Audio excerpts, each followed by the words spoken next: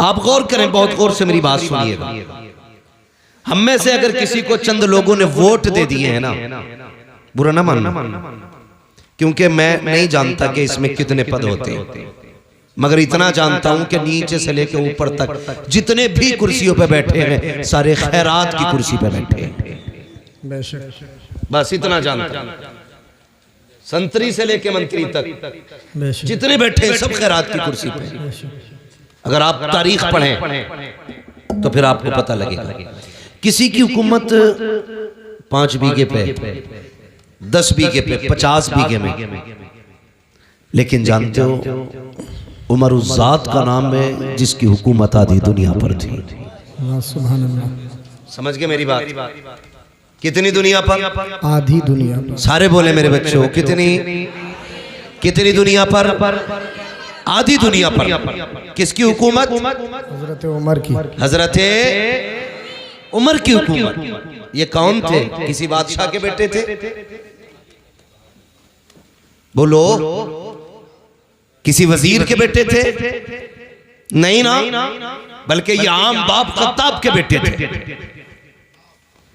ये खत्ताब के बेटे थे। और खुद अपनी जात का आलम ये था कि जब ये ऊंट चराते थे, इनका ऊंट गुम हो जाता था तो अपने ऊंट को नहीं तलाश कर पाते। समझ गए इतनी बात?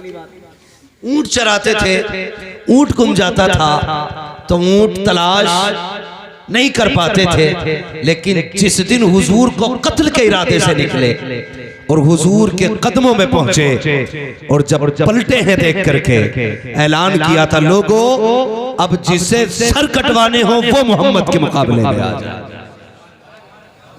समझ गए? ये हुजूर के दीदार से तब्दीली आई।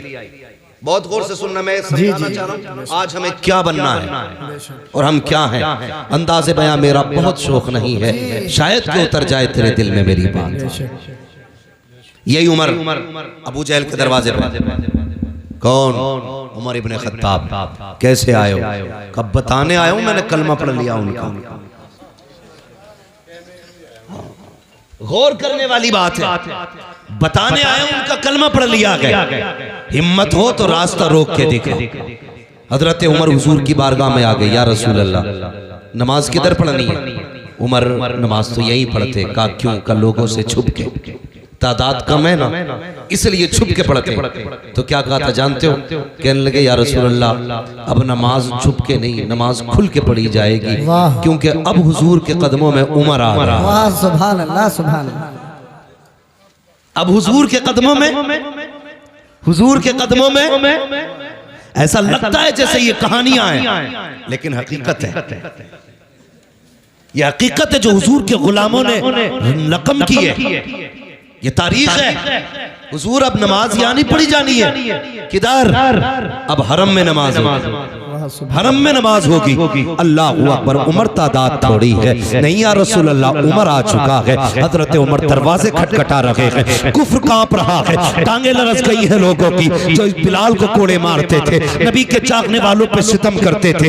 आज दरवाजे बंद कर रखे हैं। उमर ऐलान कर रहे हैं जिन्हें बच्चे यतीम कराने हैं वो उमर के मुकाबले में आए, जिन्हें बीवों को बेवा कराना है वो उमर के मुकाबले में आए, जिन्हें अपने बच्चों को यतीम कराना है उमर का मुकाबला करे। तारीख गवाह के दरवाजे बंद थे, लेकिन आज तारीख का एक फर्क और पलट। जब उमर दरवाजे खटखटा रहे थे, उसी एक गली के अंदर एक बच्चे, एक औरत की निगाह उठी। देखती क्या है? सामने से उमर आ रहे हैं। आवाज देख के कहती है उमर मुझे पहचाना। अल्लाह अकबर इतना कहना था। हजरत उमर जो कुफ्र को चैलेंज कर रहे थे, जब बड़े बड़े बहादुर के माथे का पसीना बन गए थे, जैसी आपकी निगाह उठी है, खातून को देखा है, उमर के माथे पे पसीना, उमर के होंठ कांप जाते हैं। कौन ये खातून है? कोई बहादुर खातून है, जंगजू खातून है। तारीख में इस खातून का नाम हजरत सुमैया बताया जाता है, हजरत जुनैरा बताया जाता है। कौन जुनैरा है? अल्लाह अकबर, यही जुनैरा है। कहती उमर बता तो सही। एक दिन वो था, मेरा मालिक मुझे मार रहा था,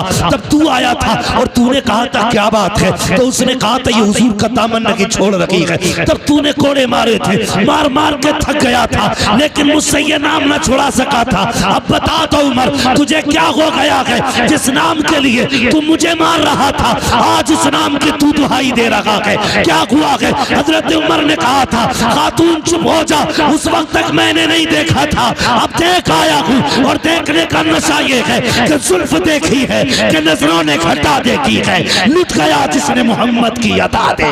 नाराए तकबीर, नाराए रिसालत, हजरत अल्लामा मौलाना मुफ्ती हम्माद रजा साहिब किबला, नाराए तकबीर, नाराए रिसालत, अजमत मुस्तफ़ा कॉन्फ्रेंस।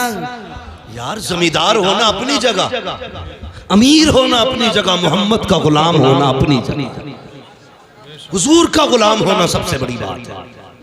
हाँ, वरना अगर दौलत की तारीख बताऊं तो किस किस पे दौलत ना थी, मगर याद रखना हुजूर का दामन सिर्फ नसीब वालों को मिलता है। बेशक बेशक, सुभान अल्लाह, नसीब वालों को मिलता है। हजरत मैं फख्र से कहता हूँ, फख्र से कहता हूँ, बुरा ना मानिएगा जी। कुछ लोग अगर वकील हैं तो उस वक्त तक रोटी नहीं मिलती जब तक झूठ को सच, सच को झूठ साबित न कर दे जी। हाँ, दीवान जी हैं तो उस वक्त तक रोटी हलक से नहीं उतरती जब तक किसी गरीब का खून अपने पैसों के जरिए, कलम के जरिए उसके खून को पसीने में बदल के नोच के निचोड़ के न पी ले। बहुत गौर से मेरी बात सुनना जी जी। मगर हमें अपने किस्मत पे नाज है, हमें उस वक्त तक रोटी नहीं मिलती जब तक मदीने वाले की बातें नहीं कर लेते। ये अपना अपना नसीब है यार, अपना अपना नसीब है। खाते हैं तेरे दर का, वाह सुभान अल्लाह, पीते हैं तेरे दर का, पानी है तेरा पानी, दाना है तेरा दाना, सुभान अल्लाह, जोर से दाना है तेरा दाना, दाना। हम तो खाते ही हुजूर का है, खाते ही हुजूर का है। अल्लाह अकबर। बहुत गौर से मेरी बात सुनना, जमींदारी अपनी जगह, यही उम्र है, यही उम्र है जिनको अपने ऊंट का पता नहीं चलता था, मिंबर पे बैठे हुजूर की गुलामी क्या मिली, जब तक बिके न थे तो कोई पूछता न था, तुमने खरीद कर हमें अनमोल कर दिया। बेशक बेशक, हुजूर की गुलामी मिल गई। और एक बात और बता दूं, हुजूर के इश्क के लिए जुब्बा व दस्तार शर्त नहीं है। यह जरूरी नहीं है जो इमाम हो उसी के सीने में हुजूर का इश्क उतरे, जो अल्लामा हो उसी के सीने में हुजूर का इश्क उतरे। हुजूर का इश्क है, रब करम कर दे तो पत्थरों के जिगर में उतार देता है। वाह सुभान अल्लाह, हुजूर का जिक्र है, रब करम कर दे तो पत्थरों के जिगर में उतार देता है। ये जरूरी नहीं। मैं अक्सर कहता हूँ मिंबर वालों, कभी नीचे वालों को गाली मत देना, कभी सुनने वालों को बुरा मत कहना। हम नहीं जानते इतनी बड़ी तादाद में क्या पता कौन ऐसा बैठा हो जब दुनिया सो जाती हो वो रो के रात को अपने रब को मनाता। जानता है किसी को कोई नहीं जानता। जब दुनिया सो जाए तो किसके कनेक्शन दिल के खुदा से जुड़ते हो। कभी घमंड ना करना। अगर मस्जिद जाते हो तो सजदों पे घमंड नहीं, ज़कात देते हो तो अपनी खैरात पे घमंड नहीं, अगर नेक काम करते हो तो नेकी पे घमंड नहीं। कभी मत इतराना, तुम नहीं जानते रात में कितने ऐसे हैं जो छुप के इतनी बड़ी नेकी करते हो जो हमारे ख्याल में भी नहीं आती। और एक बात याद रखना, रब बड़ा करीब है, बड़ा करीम है, इतना करीम है, इतना करीम है कि अगर वो चाहे तो कुत्ते को पानी पिलाने वाली एक फाहिशा को जन्नत दे देता है। मगर तेरे दिल की क्या जो सोच है, तेरे दिल में क्या गुजर रहा है, वो बेहतर होना चाहिए, वो बेहतर होना चाहिए। यही उम्र है, गौर से सुनना। ऊंट नहीं मिलता था, हुजूर के गुलाम हो गए, मिंबर पे बैठे आवाज देके कहते इस्लाम की फौज लड़ रही है कई मील फासलों पर, महीनों की मसाफत थी। हजरत उमर कहते थे या सारी अल जबल, सारिया पहाड़ पकड़ो, अगर पहाड़ पर ना चढ़े तो हार जाओगे। लोग सन्नाटे में, उमर किससे बात कर रहे हैं, उमर किससे बात कर रहे हैं, मिंबर से उतर गए, कोई बात नहीं, आई गई बात हो गई। 1 महीने के बाद लश्कर पलट के आया। कितने दिन के बाद? सारे बोले कितने दिन के बाद? 1 महीने के बाद पलट करके आया। लोगों ने कहा करम है रब का और एहसान है उमर का। कहा क्या कह रहे हो? कहा हाँ, हम तो जंग हार जाते, वो तो उमर ने आवाज दे दी। कहा कब? महीना हो गया। उमर ने कहा था या सारी अल जबल, सारिया पहाड़ पकड़ो। कहा उमर ने यहां से कहा, हमें ऐसा लग रहा था हमारे कान के पास उमर बोल रहे। लोगों में चर्चे हो गए, अरे उमर मिंबर पे बैठ के मीलों दूर महीनों की मसाफत तक का देख ले रहे। देख नहीं बल्कि आवाज भी पहुंचा दे रहे। बात चलते चलते मक्का शरीफ आ गई। मक्का शरीफ में आपका एक दोस्त था जो अभी हालत कुफ्र में था। उसको पता चला कि उमर यार इतना बढ़ गया है कि यहाँ बैठे बैठे वो मीलों की मसाफत तक का देख लेता है, कई मील दूर अपनी आवाज पहुंचा देता है। मक्के से सफर करके मदीना शरीफ आया। आने के बाद का लोगों उमर कहाँ है, उमर कहाँ है? किसी ने कहा लहजा संभाल के बात कर, वो अमीरुल मोमिनीन है, जबान संभाल के बात कर, इस वक्त का बादशाह है उमर, आधी दुनिया का हुक्मरान है उमर। उसने कहा तुम्हारे लिए हुक्मरान होगा, मेरा तो यार लगता है, बचपन का साथी है, किधर मिलेगा उमर? कहा जाओ मस्जिद नबी चले जाओ। जब वो गया उमर, हजरत उमर मस्जिद से निकल रखे थे, उसने गले में हाथ डाला, कहने लगा यार उमर बता तो सही, कल भी तू था आज भी तू है, कल तेरा ऊंट गुम जाता था तो हम तलाश करके लाते थे, आज भी तू मर गए, यहाँ बैठे बैठे सुना के कई मील दूर तक का देख लेता है। आपने कहा तूने सच ही सुना है? उसने कहा था उमर बता तो सही, पहले भी तू था आज भी तू है, पहले तुझे नहीं दिखाई देता था, अब क्या बात है कि मीलों दूर का देख लेता है? उमर ने कहा था अरे सुन, जब तक तेरे यार थे कुछ नहीं देखते थे, जब से इनके यार हो गए ज़माना देख ले। सुभान अल्लाह, नारे तकबीर, नारे रिसालत, उलमाए अहले सुन्नत। यही उम्र है, बदलो अपने आप को याद, यही उम्र है। आधी दुनिया का बादशाह मकाम तहामा में पहुंचे, खड़े होकर रोने लगे, खड़े होकर रोने लगे। कौन रो रहा? आधी दुनिया का बादशाह। जब रोए ना, किसी ने कहा क्या बात है उमर, आधी दुनिया पे हुकूमत है, तेरा डर इतना कि शेर बकरी एक जगह पानी पीते, इतनी जुर्रत वाला उमर रो रहा है जिसके सामने रूम और कैसर थर थर कांप रहे, वो रो रहा है। कहने लगे हाँ, इस जमीन को देख के मुझे कुछ याद आ रहा है। कहा क्या? कहा एक दिन मैं इस जमीन पे अपने बाप के साथ आया था और 5 ऊंट मेरे बाप ने मेरे हाथ में दिए थे, कहा था इन्हें लाइन में लगा। कहते मैं 5 ऊंटों को लाइन में नहीं लगा पा रहा था, एक को आगे करता था दूसरा पीछे हो जाता था, उसे आगे करता तीसरा पीछे हो जाता। कहा 5 ऊंट एक लाइन में नहीं लग रहे थे। कहने लगे कल भी उमर था आज भी उमर है, कल 5 ऊंट लाइन में नहीं थे, आज आधी दुनिया उमर ने लाइन में खड़ा कर दी। कर रो क्यों रो? कहने लगे मेरी कोई औकात ना थी, जो कुछ भी औकात मिली है ना ये हुजूर के नालैन के सदके में मिली। किस चीज पे घमंड है?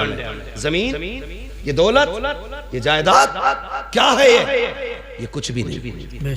खुद सोचो, जाओ अपनी हवेली पे जाके देखना, अगर पुराने जमींदार हो ना तो कभी अपने दरवाजे पर निशान देखना कितनी तख्तियां बदल गई हैं। तुम्हारे बाप से पहले तुम्हारे दादा के नाम की तख्ती थी, उससे पहले तुम्हारे परदादा की तख्ती, उससे पहले तुम्हारे लकड़दादा की तख्ती, उससे पहले झकड़दादा की तख्ती, आज तुम्हारे नाम की तख्ती है, कल तेरे बेटे के नाम की होगी, फिर वो छूटेगी तेरे पोते के नाम की आएगी, फिर वो भी हटाई जाएगी, फिर पर पोते के नाम की लगेगी। मुझे बता हवेली वही रहेगी, तख्तियां बदलती रहेंगी। बोलो रहेंगी?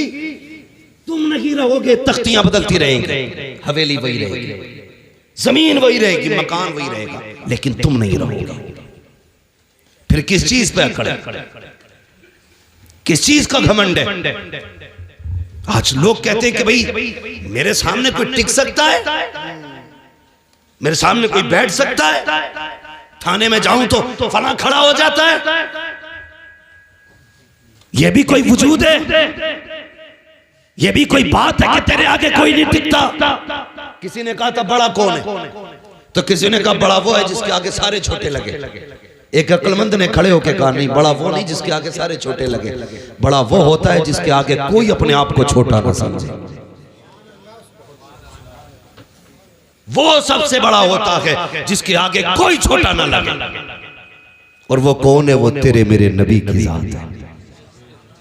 हाँ, वरना हकीकत तो ये थी तेरे आगे यूं है दबे लचे फुसहा अरब के बड़े बड़े, कोई यूं के मुंह में ज़बान नहीं बल्कि जिस्म में जान।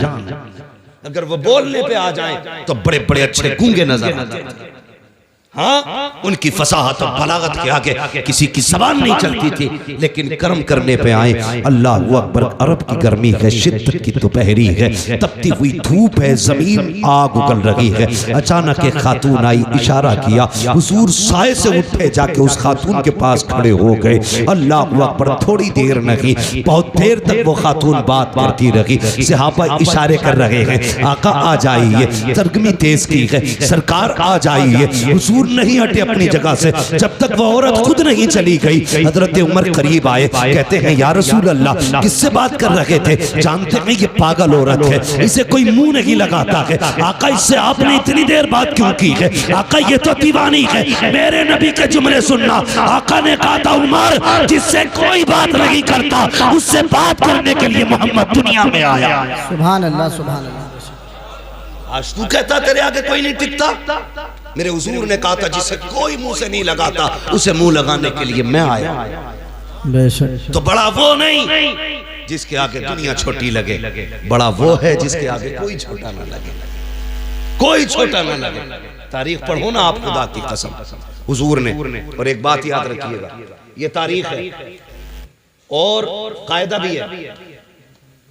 मौलाना तालिब साहब, ये कायदा भी है, बात मनवाने के लिए जात मनवानी पड़ती है। ठीक है जी, बात मनवाने के लिए जात मनवानी पड़ती है। बंदा खुद चोरी करे और कहे चोरी ना करो, तो लोग कहते हैं ये मुंह और मसूर की दाल। कोई गरीबों की जमीन पे कब्जा करे, उसे बेच बाच के हज करने जाए, तो लोग मुंह पे कह देते हैं सो चूहे खा के बिल्ली हज को चली, कह देते हैं ना मुंह पे। तो पता क्या चला कि पहले जात मनवाओ फिर बात मनवाओ, यानी बात का वजन जात से बनता है। लेकिन खुदा की कसम कुर्बान जाऊं अपने नबी पर, जात कैसी भी हो उनकी बात करने लग जाए तो इज्जत वाली हो जाती है। हर बात को वजनी बनाने के लिए जात का अच्छा होना जरूरी है, लेकिन जात को अच्छा करने के लिए उनकी बात करना जरूरी है। हाँ, हुजूर की बातें करो तो कसम खुदा की, कितने भी निकम्मे हो दुनिया तुम्हें इज्जत देने लगे। ये मेरे हुजूर की जात की बरकत है, उनके जिक्र की बरकत है। वरना कैरेक्टर के लिए, जिंदगी के लिए, अखलाक के लिए हुजूर ने पूरा ज़ाब्ता दिया। 40 साल तक अपनी जात मनवाई। कितने साल तक? जोर से 40 साल तक जात मनवाई, और 40 साल के बाद ऐलान नबुव्वत फरमाया। इसी जगह पे कुछ लोग हमारे सुन्नी भाइयों को बहकाते हैं, कहते हैं उन्हें नबुव्वत 40 साल के बाद मिली थी। इन गधों से ये कह दो, मेरे नबी ने फरमाया कुन्तु नबिय्युम व आदम बैनल माइ वत्तीन। तुम 40 साल की बात करते हो, वो तो ये कहते, मेरे नबी ने फरमाया मैं उस वक्त भी नबी था जब आदम की मिट्टी तैयार की जा रही थी।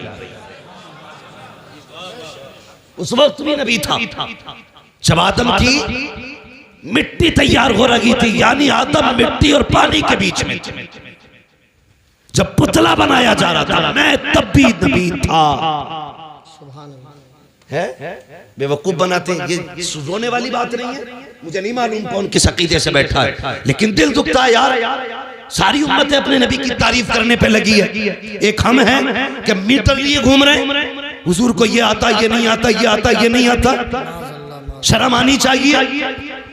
रब ने क्या कहा कुरान में? फरमाया वअल्लमा कमा लम तकुन तालम, महबूब जो तुझे नहीं आता था वो हमने सिखा दिया। अब कमी क्या रह गई? इसी पे मोहर आला हज़रत ने लगाई और ये कहा और कोई गैब क्या, तुमसे निगाह हो भला जब ना खुदा ही छुपा तुम पे करोड़ों। सुभान अल्लाह, सुभान अल्लाह। हैं आग लगे ऐसे लोगों को जो उम्मत को इस फितने में डाल रहे। हुजूर को ये आता था, ये नहीं आता था। हुजूर इसकी शफाअत करेंगे, उसकी नहीं करेंगे।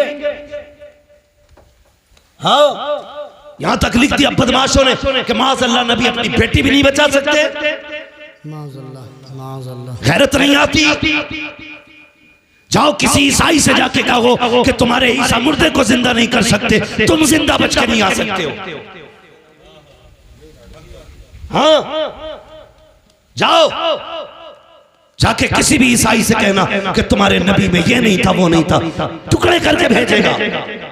और तू हमारी मस्जिद में बैठ के हमारे सामने कहे माज़अल्लाह नबी को ये नहीं आता था, वो नहीं आता था। और हमारी कौम इस जमात में रिश्ते करे, उनकी बेटियां ले, उनको बेटियां दे, गैरत आनी चाहिए। याद रखिएगा, डॉक्टर इकबाल ने जिम्मेदारी के साथ एक बात कहती थी और कहा था कि मोहम्मद से वफा तूने तो हम तेरे। वाह सुभान अल्लाह। कि मोहम्मद से वफा तूने तो हम तेरे हैं, ये जहां चीज है क्या लोहो कलम तेरे है। सुभान अल्लाह। बेशक अभी आप ये शेर सुना, और तुम पर मेरे आका की इनायत न सही। नजदियों कलमा पढ़ाने का भी एहसान गया है। हुजूर आए, कसम खुदा की औकात कुछ नहीं थी, हमारी औकात कुछ नहीं थी अगर हुजूर ना होते तो, कुछ भी नहीं थी।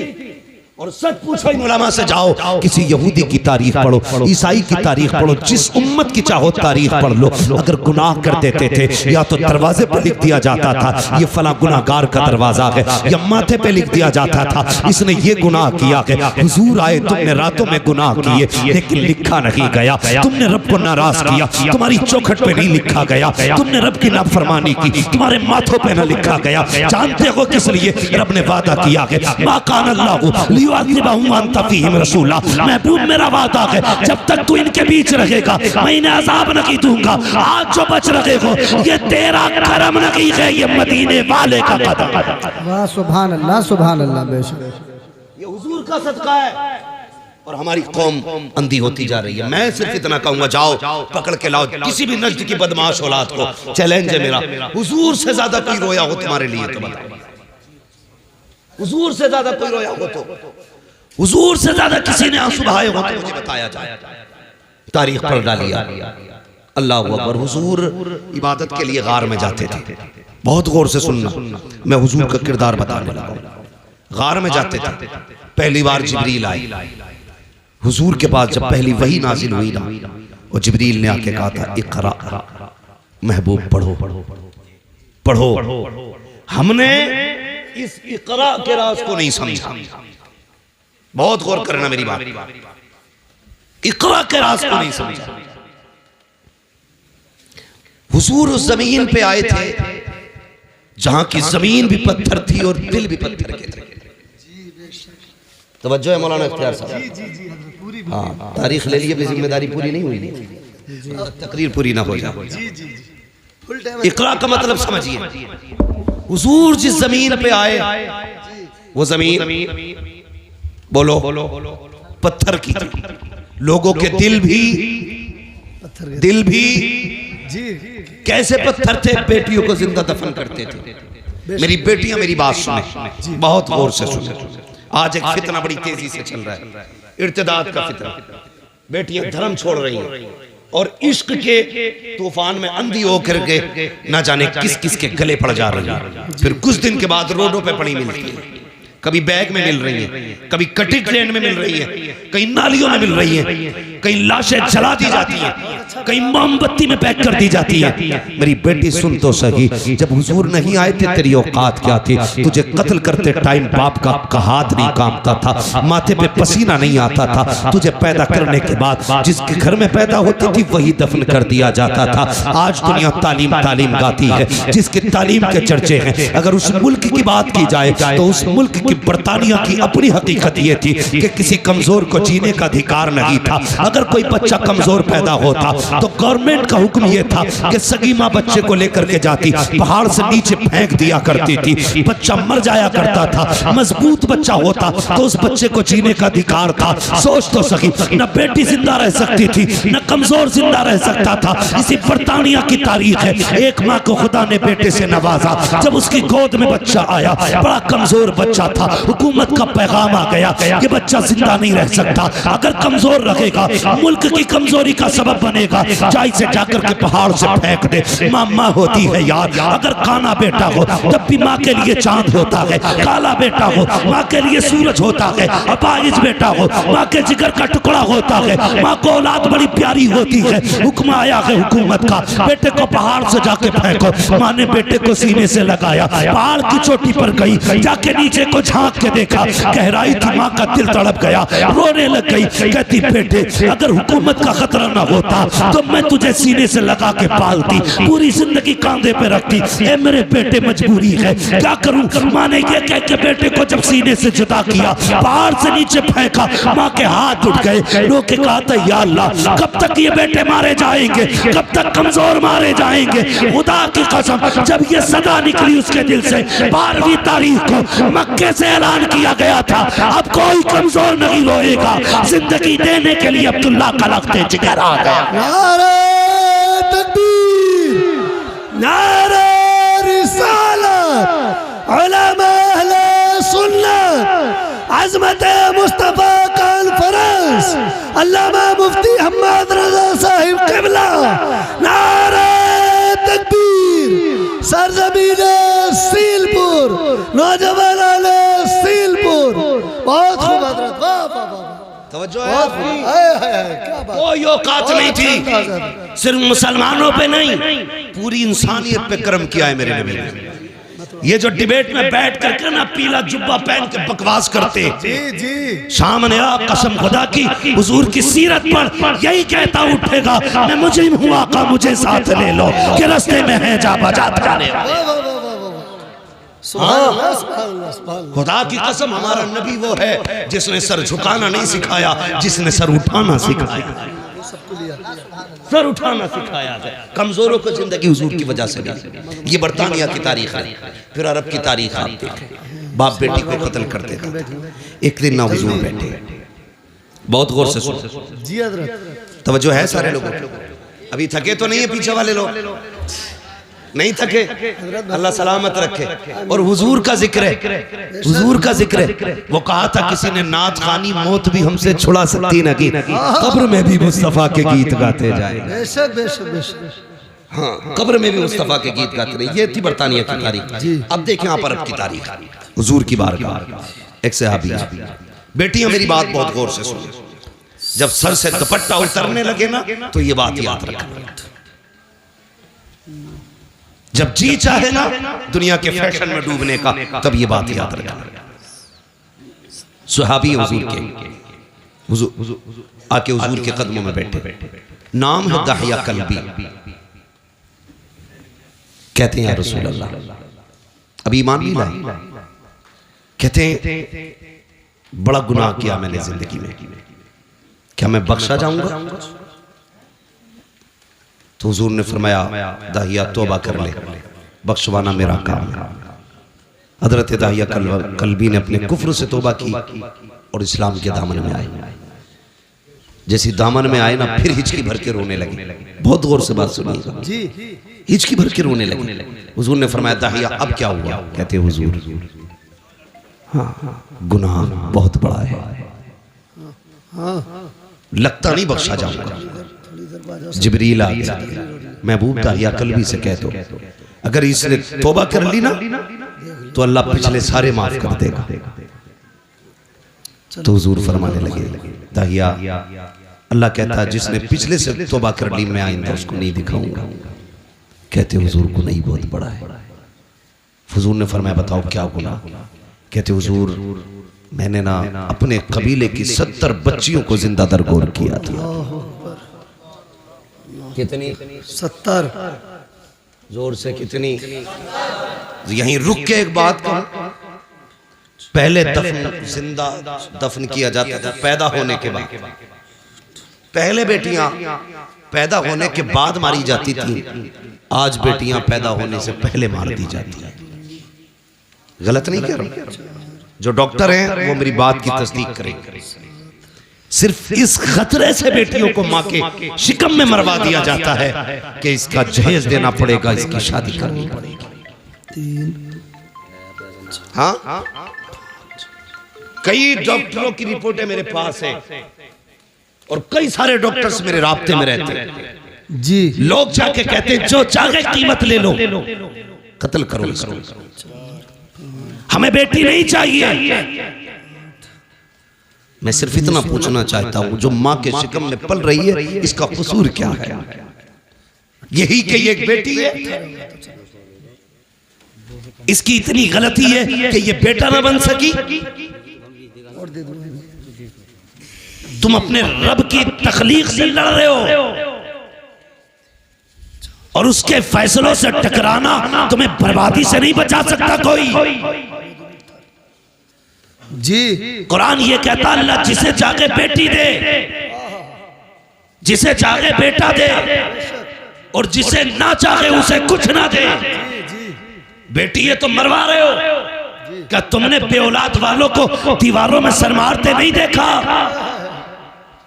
किस मजार पे नहीं गए? अल्लाह एक औलाद दे दे, बेटा ना सही बेटी दे दे। भीख मांगते देखा है मैंने लोगों को, जब उन्हें देखता हूँ तो हैरत होती है। मैंने के एक ये है जिन्हें कुछ नहीं मिला तो तड़प रहे हैं, एक वो है जो बेटियों को माँ के शिकम में मार देते हैं। तुझे क्या लगता है जिस बेटी को तूने माँ के शिकम में मारा उसको कोई नहीं जानता था? कई बार तो ऐसा हुआ जब बच्चियां माँ के शिकम में बड़ी हो जाती हैं, दवाओं से नहीं मारी जा सकती, उनको काट काट के जिस्म से निकाला जाता है। वो बता तो सही, तेरे पैर में कांटा लग जाए तेरी आंख निकल जाती है, नाखून काटते वक्त ब्लेड लग जाए तेरी चीख निकल जाती है, पैर में शीशा लग जाए लंगड़ा के चलता है, इतने से जख्म से तेरे होश उड़ जाते हैं। बता तो सही, जिस बेटी की माँ के शिकम के अंदर पैर काटे जाते होंगे उस बेटी पे क्या गुजरती होगी? जिसके आज़ा के टुकड़े किए जाते होंगे उस पे क्या गुजरती होगी? और यार तेरे पास जबान है, तू चीख के कहता है, ठोकर लगे तो कहता है हाय माँ, कांटा लगे तो कहता है हाय माँ, दर्द हो तो कहता है हाय माँ।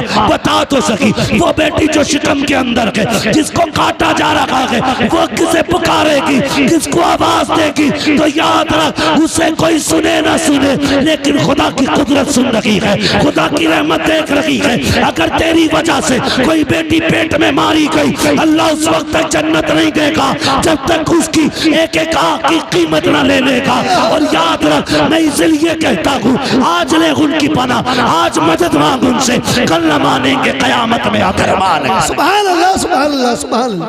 बहुत खूब हजरत, वाह वाह वाह। बेशक बेशक।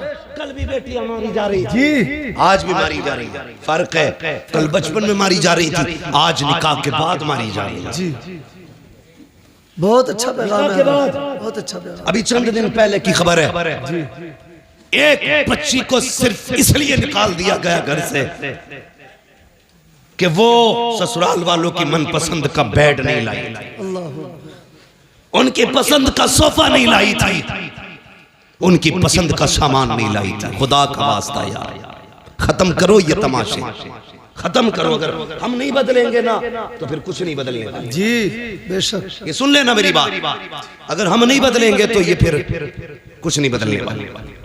खत्म करो यार, बेटियों के आंसू नहीं देखे जाते, नहीं देखे जाते आंसू बेटियों के।